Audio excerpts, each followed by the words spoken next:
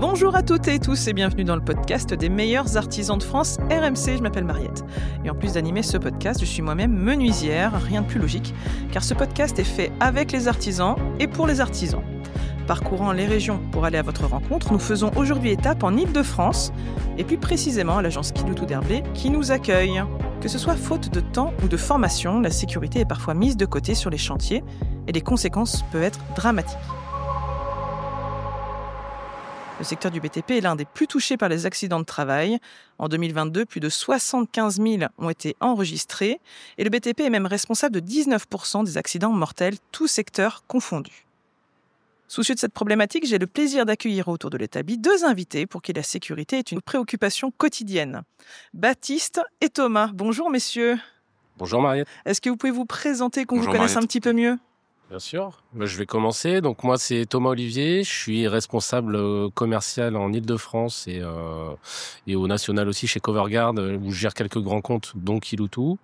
Coverguard, nous, on est une boîte française basée à Lyon.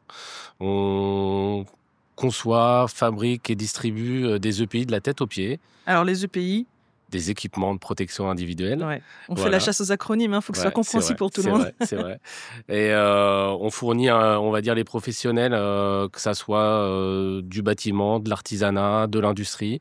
Et donc, on répond à pas mal de solutions autour de la sécurité au travail. Vous êtes la protection entre l'humain et l'accident. C'est ça, on essaie. Très bien, ça marche. Bonjour, Baptiste Beignet, donc je travaille chez Kiloutou et je représente l'activité Kiloutou Formation. Donc c'est une business unit qui est rattachée au service client. Donc les services clients chez Kiloutou, c'est 70 personnes et dans ces 70 personnes, 23 personnes sont rattachées à l'activité formation, donc 15 formateurs. Donc nous délivrons des formations réglementaires amenant en vue de l'examen CACES, donc pour éviter les acronymes, CACES, c'est Certificat d'aptitude de conduite en sécurité. Donc des formations bien évidemment connectées à notre gamme de matériel, donc ce qui va être nacelle, chariot industriel, également engin de chantier, mais après toute forme d'autorisation de conduite et également l'autorisation d'intervention à proximité des réseaux. Donc en fait, vous avez un volet à la fois pour former les gens en agence, aux bonnes pratiques, mais aussi pour les artisans directement. Exactement. Alors en fait, il y a deux volets, c'est-à-dire que il y a chez nous ce qu'on appelle la formation interne qui est sous le développement RH pour former les collaborateurs. Ouais. Et ensuite, nous on a une BU qui est rattachée au département marketing avec l'ensemble des services nationaux et pour lesquels nous délivrons des formations pour nos clients. Pour les utilisateurs. Exactement. D'accord. Et comme ça, c'est bien, parce qu'ils peuvent se pratiquer directement sur les machines qu'ils vont utiliser dans le cadre de leur chantier via votre intermédiaire. Tout à fait. En termes d'expérience, c'est ce qu'il y a de mieux. Alors, pour découvrir l'univers Kiloutou. Oui, c'est très bien. Je vous propose de commencer par une petite devinette, messieurs. Est-ce que vous pouvez me dire, ou est-ce que vous pensez connaître les 3 principales causes d'accidents dans le BTP en France ? Manque d'équipement de protection individuelle. D'accord, Baptiste, j'allais partir sur les accidents de chute, donc notamment avec aussi, les harnais. T'es dans le bon, figure-toi. Parce que selon Amélie.fr, on retrouve que déjà la manutention manuelle, c'est 48% des causes d'accidents dans le travail. Les chutes, 31%, donc tu vois, t'avais le nez creux. Et l'outillage à main, 15%. Donc c'est vrai que déjà, on peut voir que les causes potentielles de blessures, de maladies professionnelles, etc., elles sont hyper larges. Donc c'est pas simple déjà de tout prévoir, j'imagine. Après, c'est vrai que les risques peuvent venir de partout quand on travaille et l'idée c'est d'être équipé le mieux possible pour réduire ce risque au minimum. Après, le risque zéro n'existe jamais. Mais nous, chez Coverguard, dans notre démarche, on essaye vraiment d'adapter les risques. Nous, on a beaucoup travaillé par métier. On a essayé de distinguer. On a fait des fiches métiers complètes où on propose une silhouette et on essaye de distinguer, de trouver les principaux risques qui existent par métier. Et on y adapte les EPI adaptés. Donc, oui, en fait, c'est déjà préconisé en fonction du risque. Voilà. C'est-à-dire faire l'étude du risque. Et évidemment, on se dit bien qu'un électricien ne va pas forcément avoir les mêmes risques, les mêmes expositions que quelqu'un qui va faire, un plaquiste qui va travailler ou un plombier, complètement. Ouais. Donc l'idée, c'est d'adapter vraiment les risques clients à nos EPI. Alors, comment vous avez fait ces études-là ? Vous avez des bases de données ? Vous avez interrogé des professionnels ? Ça se passe comment ? Alors, on a des bases de données, on a beaucoup interrogé des professionnels aussi, on s'est rapproché aussi d'artisans qui faisaient ces métiers-là pour justement identifier avec eux le plus possible les risques auxquels ils étaient soumis en termes de sécurité. Et après, nous, on a aussi travaillé avec nos équipes, pour que les EPI qu'on propose s'adaptent au mieux possible à tous les risques. Ça peut aller du gant, pour éviter de se couper. Et oui, comme tu l'as dit tout à l'heure, ça va de la chaussure. Aujourd'hui, la chaussure de sécurité, sur un chantier, c'est juste un basique qui est indispensable. Donc on essaye de proposer de la tête aux pieds. Des EPI qui peuvent réduire le risque au maximum. Et ça permet aussi peut-être à l'entrepreneur, au chef d'entreprise, de lui-même se rendre compte de la multiplicité des risques auxquels ses employés et puis lui-même sont exposés. Complètement. Baptiste, est-ce que le risque auquel justement les gens s'exposent sur les chantiers, il a évolué un petit peu les dernières années ? Est-ce que finalement c'est toujours la même chose ? Est-ce qu'il y a des basiques qui sont constants, par exemple sur le travail en hauteur, des choses comme ça ? Ou est-ce que vous avez peut-être décelé, vous, des nouveaux petits leviers qui permettent d'offrir plus de sécurité sur certaines situations ? Alors, je pense pas que je pense que les risques, en tout cas sur la partie formation, nous, ce qu'on constate le plus, c'est les risques d'écrasement avec les engins de chantier ou alors le travail en hauteur avec la nacelle. Ce que je peux vous dire là-dessus, c'est que par contre, quand on a des stagiaires qui viennent en formation initiale, c'est-à-dire que ce sont des débutants, ils sont plutôt impliqués.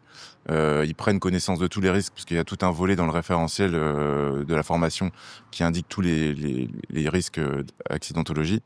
Par contre, ce qui est intéressant, c'est qu'on a des personnes en recyclage, donc qui viennent passer leur CACES après 10 ans pour l'engin de chantier et 5 ans pour les autres familles, où là, en fait, on a des gens qui ont l'habitude de manipuler, et c'est plus l'insouciance et l'habitude, et les mauvaises habitudes qui créent les accidents. À mon sens, c'est plus ça. Oui, c'est vrai, parce qu'en fait, quand on a l'habitude, c'est un petit peu comme en voiture, on dit c'est le dernier kilomètre qui est plus dangereux. Quand on a tellement l'habitude du trajet, on ne regarde plus les panneaux. Eh bien, figurez-vous qu'il y a des études qui ont été faites et qu'il y a peut-être certaines situations qui ont été relevées et qui sont génératrices potentiellement d'accidents. Ça va être notamment quand il y a un surcroît de travail. Quand on est débordé, on fait moins attention. Quand il y a beaucoup de turnover, des recrutements de gens qui vont être peut-être moins expérimentés, qui ont moins l'habitude d'utiliser les machines. Donc là aussi, c'est potentiellement une source de problème. Quand il y a des travailleurs qui sont plus âgés, mais qui sont très expérimentés, et en fait, qui ne sont pas recyclés, comme tu le disais un petit peu, qui ont leurs habitudes, et aussi la pression économique. On doit aller vite, on doit se dépêcher, et là, du coup, on peut potentiellement faire des efforts. Alors, une des astuces pour éviter ces accidents de travail, ça va être d'avoir un matériel qui est adapté à son chantier. Et c'est vrai que tous les entrepreneurs n'ont pas non plus toutes les machines qui existent au monde. C'est pour ça que la location de matériel, ça peut être une bonne réponse à un besoin ponctuel d'un artisan qui ne serait pas équipé. Alors, si l'artisan il a besoin de la machine pendant 24 heures, 48 heures, il la prend, il la rend, on se dit qu'elle est très bien conditionnée. Mais par exemple, quand un artisan utilise une machine pendant 2-3 mois sur son chantier, comment il peut s'assurer qu'elle est toujours bien réglée, en bon état de fonctionnement ?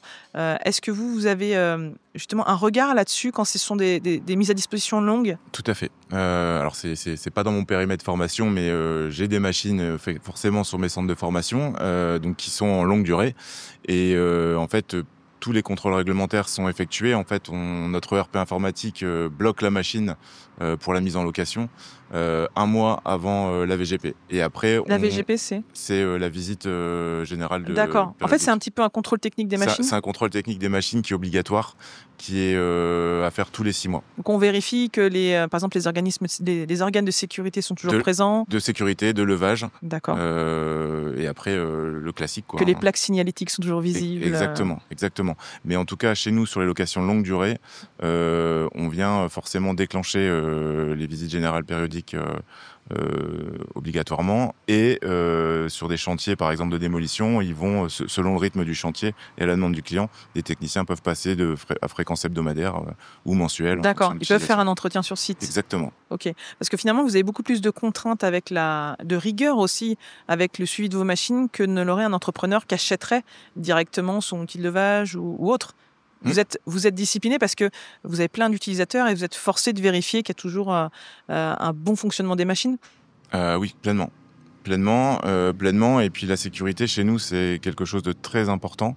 Et comme je vous l'ai expliqué, on a un système au niveau de nos matériels qui est assez particulier.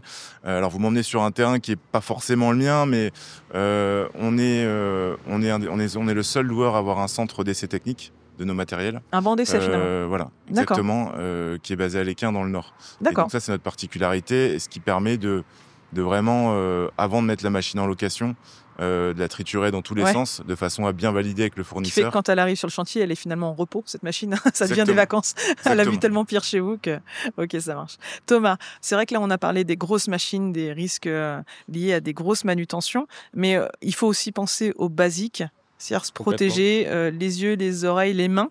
Ouais. Est-ce que ça, déjà, c'est pas une des premières choses à avoir en tête quand on a des gars sur un chantier ou quand soi-même, en entreprise seule, on va sur un chantier? Ça fait partie des basiques et aujourd'hui, par rapport à il y a quelques années, le réflexe est quand même beaucoup plus, de s'acheter des EPI, des gants, des lunettes, des casques, c'est devenu un réflexe déjà réglementaire.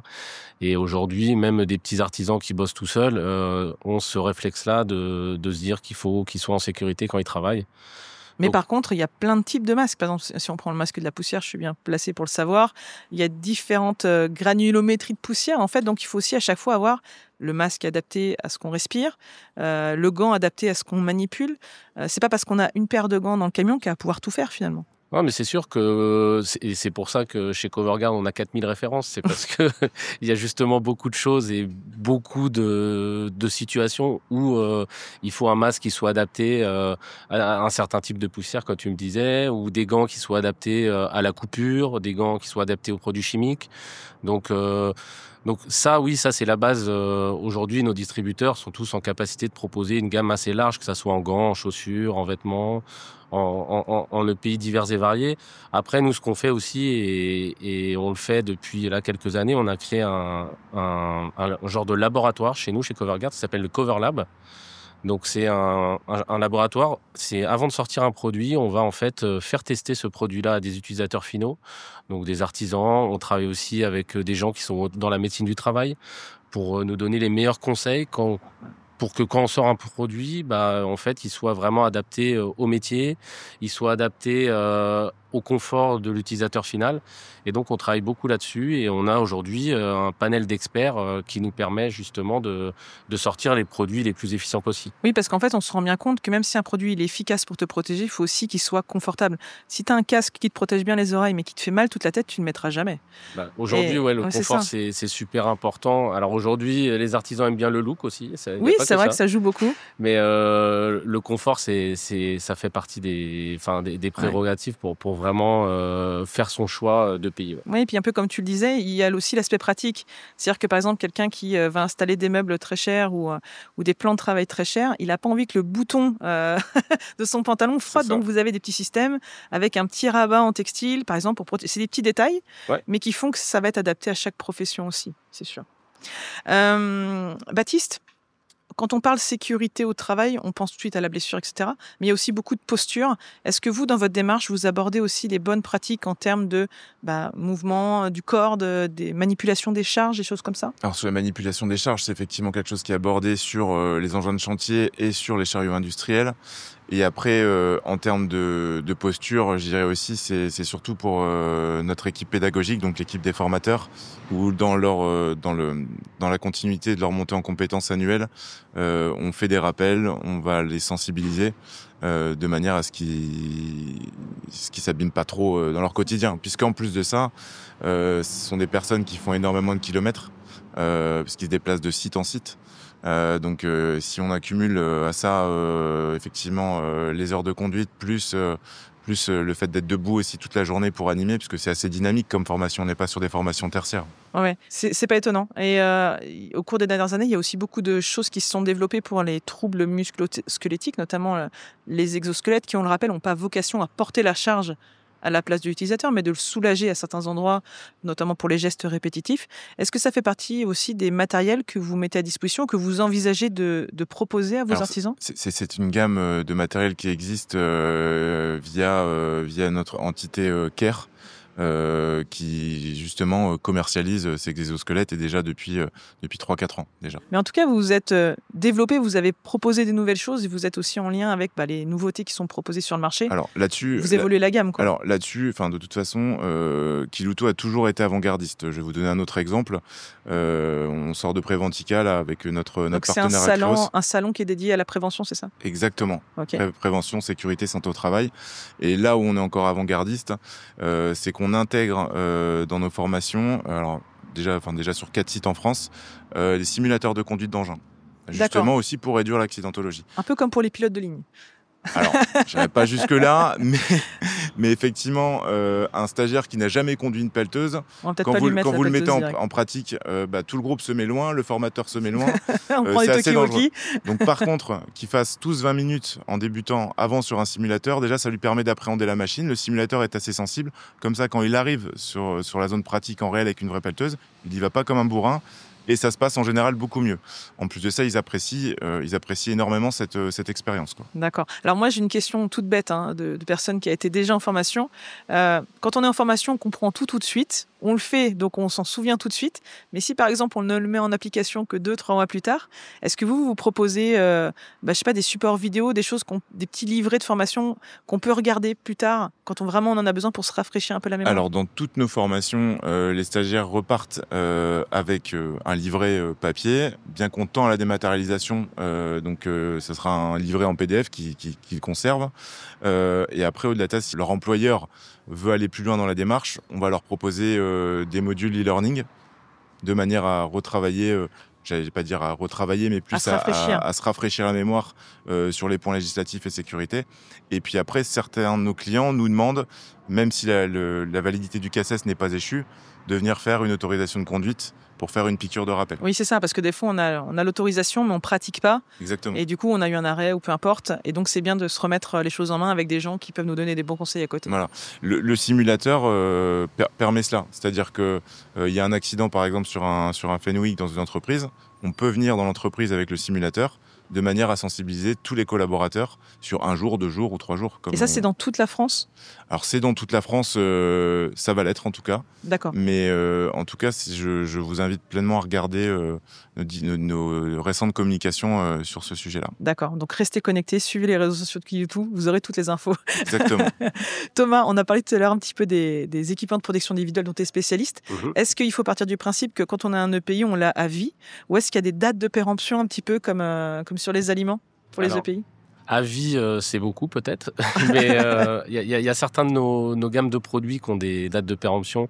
Par exemple, les casques, parce qu'aujourd'hui... Les casques audio les casques de protection Non, les casques de protection tête. Pour la tête, d'accord, ouais. Ok. Voilà, eux, ils ont des dates de péremption. Après, en soi, après, faut les filtres à particules, quand tu utilises un masque respiratoire aussi. D'accord. Il peut y avoir des dates de péremption. Après, l'idée, c'est...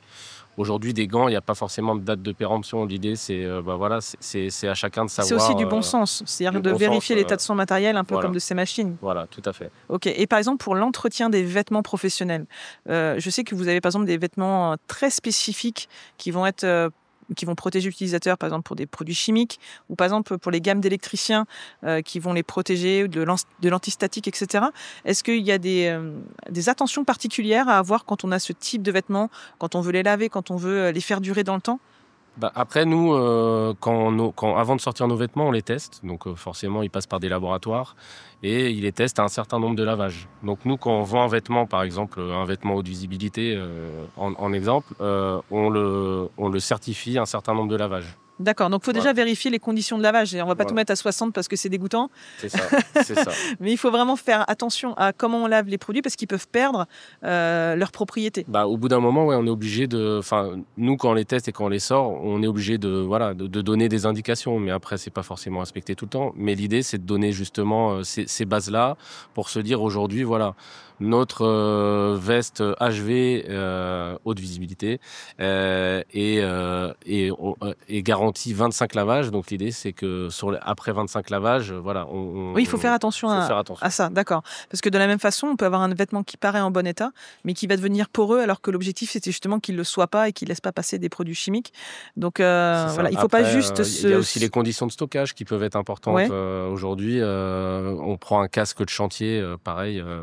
Si on le laisse sur la plage arrière de sa voiture, forcément, il va pas avoir les mêmes capacités de sécurité que s'il est bien stocké dans un endroit où il fait pas trop chaud. Donc voilà, tout ça, c'est des réflexes à avoir. Après, ça peut commencer aussi, en éduquant ces jeunes apprentis, en leur expliquant les bases. Il y a des bonnes manières, il y a des bonnes pratiques. Nous, ce qu'on a essayé de faire aussi, et j'en profite qu'on soit là pour en se parler un petit peu, on a été partenaire, on est partenaire des WorldSkills. Les WorldSkills, c'est la compétition mondiale des métiers, donc dédiée aux jeunes artisans. Donc nous, on a été, la compétition mondiale a eu lieu l'année dernière en 2024 à Lyon. On était partenaire de toute l'équipe de France. Donc ça nous a permis de travailler avec beaucoup de jeunes artisans et de leur donner les bonnes pratiques tout de suite, les bons réflexes de sécurité et d'équipement en sécurité. Et donc c'était un super partenariat pour nous et on continue aujourd'hui. Il y a des prochaines compétitions qui arrivent prochainement. Et on continue de suivre ces jeunes artisans et de les équiper au mieux. Et de leur donner de bonnes habitudes avec leur matériel. C'est ça, complètement. Ça marche. Baptiste, on l'a vu ces dernières années, que ce soit dans les camions, sur les machines, il y a eu beaucoup d'innovations technologiques. Est-ce que ces innovations, par exemple les caméras, les choses comme ça aide aussi à avoir une meilleure protection des travailleurs quand ils utilisent des machines? Est-ce que vos machines, elles sont de plus en plus connectées, équipées numériquement dans cette optique-là? Pleinement. Nous, on le voit et c'est ce qu'on met en avant dans notre formation. C'est-à-dire que, alors, on a des confrères qui sont beaucoup plus structures, qui vont acheter du matériel d'occasion pour délivrer des formations.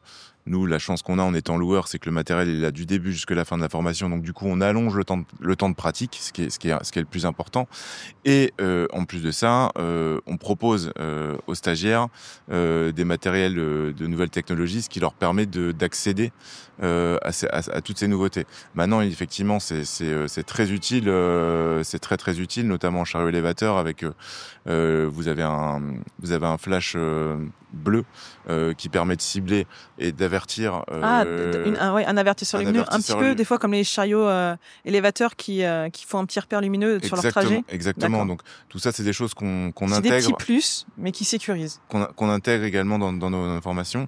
Par exemple, les moteurs Stage 5 au niveau de l'engin de chantier, même si ce n'est pas dans le référentiel de l'INRS, on l'intègre pour l'entretien préventif. Comme ça, on donne déjà des tips aux stagiaires, de manière à ce que quand ils se retrouveront face à ces nouvelles machines, ils connaîtront, je dirais, la base de l'entretien préventif de ces nouvelles machines. Et puis en plus, des fois, un artisan peut hésiter à investir. Il peut d'abord passer par vous pour tester les machines, avoir les bonnes pratiques. Et après, sur les recommandations que vous pouvez lui donner aussi, il peut passer par vous pour soit investir de nouveau, soit changer une nouvelle machine qui correspondra mieux à son besoin. Parce qu'on ne trouve pas forcément la perle idéale à la première utilisation. Non. Il faut aussi la manipuler, la tester. Et vous avez souvent ce cas de figure. Vous avez un seul type de nacelle ou vous proposez pas mal de choses? Non. Alors déjà sur prends l'exemple de la nacelle, mais évidemment ça s'applique à plein d'autres choses. Sur la nacelle, en fait, vous avez deux catégories, ce qu'on appelle la famille A et la famille B. Donc la famille A, c'est tout ce qui va être élévation comme un ascenseur. Le A est un bon moyen mémotechnique pour le retenir. D'accord. Et le B, ça va être élévation multidirectionnelle. Donc vous avez une A avec une élévation stabilisée et une A qui n'est pas stabilisée, et idem pour la B. Donc déjà, ils ont 4 machines. Donc vous avez un camion nacelle VL que vous pouvez voir sur la voie publique, vous avez une nacelle ciseau électrique que vous utilisez plus en intérieur. Voilà, vous avez tous les types d'élévation. Donc en général, on est plus sur la formation sur l'électrique, puisque aussi pour notre démarche environnementale, c'est important. Oui, ça se démocratise beaucoup dans vos véhicules, ce que vous proposez. Tout à fait. Mais ce que je voulais vous dire pour répondre à votre question précédente par rapport aux artisans ou aux autres stagiaires, aux PME qui viennent se former chez nous, s'il y a une bonne interaction avec le formateur et qui sont demandeurs, comme vous pouvez voir, on est sur un environnement où il y a plusieurs machines. Donc si un stagiaire vient poser une question en disant là je bosse sur une thermique sur la formation, mais par contre est-ce que tu peux me faire voir comment fonctionne l'électrique, le formateur avant d'aller déjeuner il va aller sur le parc, il va emmener le stagiaire pour répondre à ses questions et éventuellement manipuler la machine. Il y a peut-être des a priori aussi, je pense, sur les machines électriques, notamment sur l'outillage. Vous avez beaucoup, j'imagine, d'outillage sur batterie maintenant. Il y a peut-être aussi une tentation de se dire que le thermique est toujours plus efficace. Est-ce que maintenant l'électrique, notamment sur l'outillage à main que vous proposez, il commence à être à la hauteur du filaire ? En tout cas, on constate qu'il prend de plus en plus de place dans notre gamme. Donc c'est que les gens aussi sont satisfaits et l'empruntent. Aussi. Ouais. Aussi. Après, c'est toujours une question d'autonomie aussi. Oui, c'est ça. Si c'est du ponctuel, on ne va pas avoir les mêmes besoins que si c'est pour utiliser la machine H24. Voilà. Mais après, pour revenir à notre démarche environnementale, vous parlez d'électrification de la flotte. On a électrifié la flotte des véhicules de nos formateurs. Donc, ce qui était au début un petit peu, je dirais, un irritant et qui ne l'est plus finalement aujourd'hui. Oui, c'est devenu une pratique commune. En fait, c'est devenu une pratique commune dans leur quotidien. Et aussi, vous parliez tout à l'heure de TMS, mais en termes de confort, pour les longues durées, en termes de conduite, c'est quand même beaucoup plus confortable. D'accord. Alors, moi, j'ai une question toute simple. Admettons, je suis artisane. Ça tombe bien, je le suis. Je veux savoir ce que vous proposez comme matériel, comme formation, en fait, comme suivi, comme accompagnement. Est-ce qu'il y a un endroit où je peux retrouver tout ça ? Est-ce que je suis obligé d'aller en agence ? Est-ce que vous avez les infos sur le site internet ? Ça se passe comment ? Alors, vous avez un site internet kiloutou.fr qui est très très complet. Ça va être classifié avec nos différentes gammes de produits. Donc, vous allez avoir toute la partie outillage, où tout l'outillage sera mis dedans. Vous allez avoir la partie élévation, terrassement et véhicules pour tout ce qui est location de camions-bennes, véhicules de déménagement, ainsi de suite. Donc ça, c'est les matériels mis à disposition, mais tout ce qui est formation, il faut se rapprocher de chaque agence, du coup, Pas du tout. Pour la formation, donc pareil, vous pouvez y accéder via kiloutou.fr qui vous emmènera sur un site dédié à la formation où là, vous pouvez retrouver toutes les sessions, vous inscrire en ligne. D'accord. Et aussi, on a un service administratif qui nous différencie.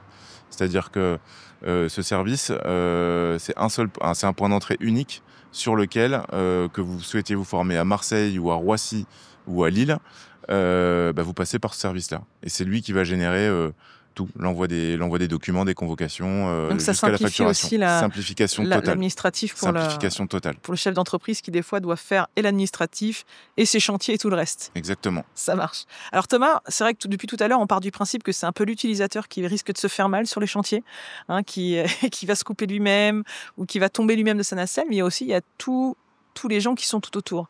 Et c'est vrai que sur les chantiers, on a souvent un gars dans la pelleteuse ou quoi que ce soit, et puis on a plein de gens autour. Du coup, la visibilité, ça fait partie aussi de l'aspect sécurité sur un chantier. Bien sûr, ouais. Comment on peut être visible quand on est sur notre chantier ? Comment on peut être visible ? Alors, le premier basique auquel on peut penser, c'est déjà avoir des vêtements haute visibilité. Après, c'est vrai que tous les corps de métier n'ont pas forcément le même rapport à la haute visibilité, n'ont pas forcément le même besoin. Donc, le vêtement haute visibilité, il va se caractériser par quoi ? Juste des couleurs flashy, ça se passe comment ? Non, après c'est réglementé aussi. Il y a des normes qui sont dédiées à la haute visibilité avec des largeurs de bandes. Donc de bandes autoréfléchissantes. Donc on fabrique pas soi-même sa propre veste, il faut faire attention. Déconseille. Voilà. Et surtout que j'imagine si justement il y a un accident de travail et que c'était notamment dû à un manque de visibilité d'un des ouvriers, il peut y avoir une mise en cause du chef d'entreprise. Donc ça fait partie aussi de la responsabilisation du chef des d'entreprise entrepreneurs. De fournir à ses salariés justement tous les outils pour être le plus en sécurité possible. Donc c'est vrai que ça passe par la visibilité.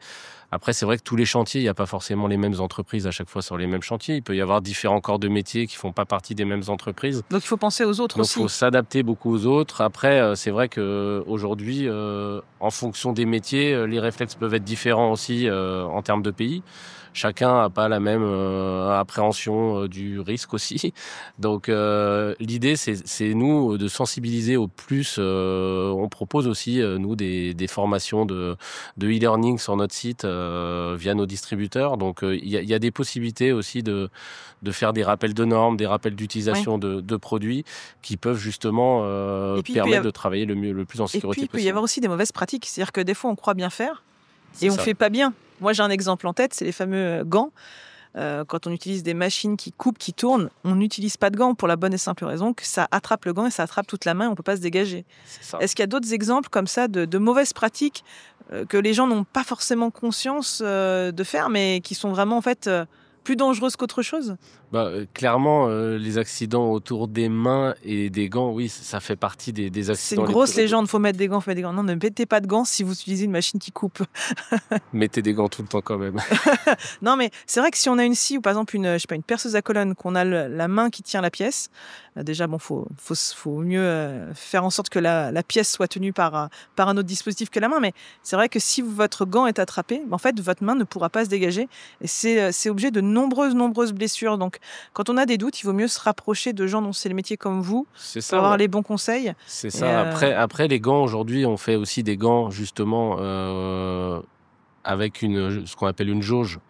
Une jauge, donc sur le gant, c'est la finesse du gant. La jauge, ça caractérise la finesse du gant.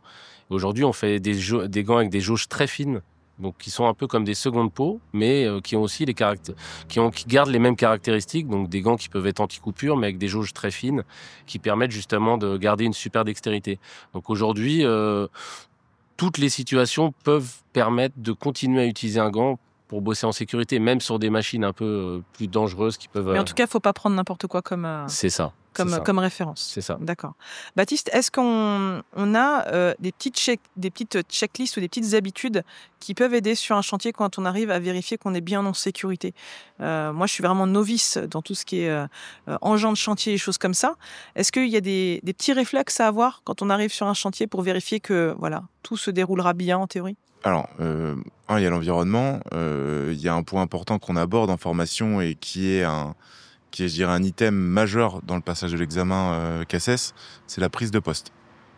La prise de poste, vous devez faire le tour de la machine, vérifier l'ensemble des organes de sécurité, les fuites éventuelles, l'hydraulique. Et donc nous, pour ça, ce qu'on a mis en place, notamment sur la partie élévation, en général, sur une formation, vous devez avoir 6-7 stagiaires, vous avez les 4 bécanes, le formateur explique la prise de poste, et là, vous en avez 3 ou 4 qui attendent, qui regardent leur téléphone, qui disent, bon, c'est bien long. Donc du coup, pour éviter ça, on a créé un module de réalité augmentée, via un éditeur de logiciel avec un QR code, ce qui permet aux stagiaires, soit via son smartphone, soit par une tablette qu'on met à dispo, un jeu de chasse au risque. Et pendant ce temps-là, il y en a 2 qui sont avec le formateur qui doivent être concentrés et qui font du coup l'exercice. Et ensuite, on alterne. D'accord. On alterne. Et ce qui permet de rendre le temps de formation efficient et surtout d'avoir des ateliers, puisque aujourd'hui, le métier de formateur est en train d'évoluer. Et demain, ce sera des animateurs d'ateliers de compétences, ni plus ni moins. D'accord.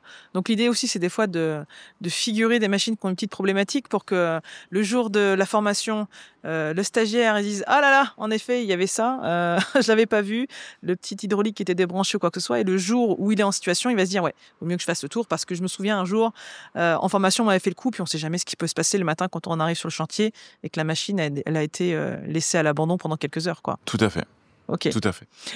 Écoutez, merci messieurs pour ces retours d'expérience. Est-ce que pour conclure, vous auriez un petit message à passer aux artisans, pour leur donner quelques conseils pour avoir les bonnes pratiques, pour peut-être changer certaines de leurs habitudes sur les chantiers, Thomas, peut-être pour commencer?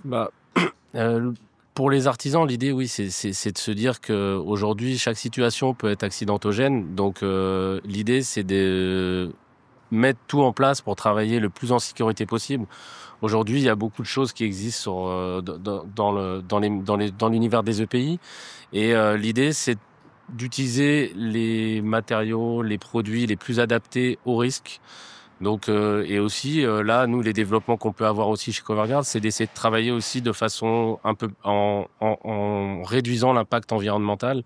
Donc, nous, dans les développements produits qu'on a aussi, c'est qu'on se fait certifier sur des produits qui soient éco-conçus. Donc, ça fait partie des développements qu'on a depuis quelques années chez Coverguard, sans compromettre pour autant la sécurité au travail. Donc, l'idée, c'est de travailler avec des produits bien conçus, confortables, qui respectent l'environnement, sans compromettre la sécurité de l'artisan. Par exemple, pour les chaussures, je crois que vous avez des modèles qui sont un peu biosourcés.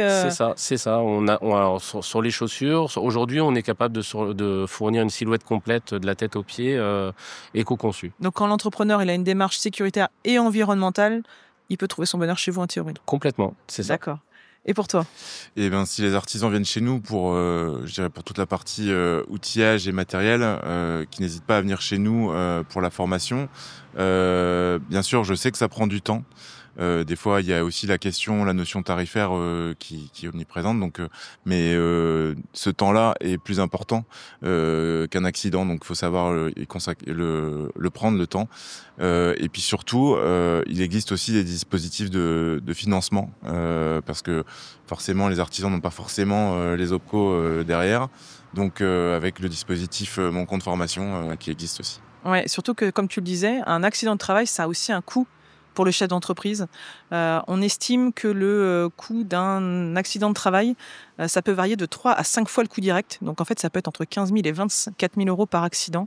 Donc, en plus, ça peut faire des décalages sur les chantiers. Il faut recruter quelqu'un d'autre. Donc, il vaut parfois mieux perdre du temps pour en gagner ensuite. Merci messieurs pour ces conseils.